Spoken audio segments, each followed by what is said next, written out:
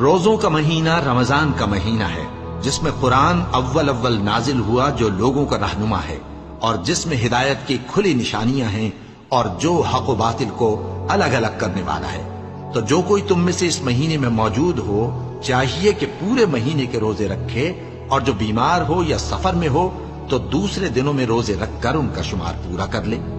اللہ تمہارے حق میں آسانی چاہتا ہے اور سختی نہیں چاہتا، اور یہ آسانی کا حکم اس لیے دیا گیا ہے کہ تم روزوں کا شمار پورا کر لو، اور اس احسان کے بدلے کہ اللہ نے تم کو ہدایت بخشی ہے تم اس کو بزرگی سے یاد کرو اور اس کا شکر کرو۔ اور اے پیغمبر، جب تم سے میرے بندے میرے بارے میں دریافت کریں تو انہیں معلوم ہو کہ میں تو تمہارے پاس ہی ہوں۔ جب کوئی پکارنے والا مجھے پکارتا ہے تو میں اس کی دعا قبول کرتا ہوں۔ تو ان کو چاہیے کہ میرے حکموں کو مانیں اور مجھ پر ایمان رکھیں تاکہ نیک رستہ پائیں۔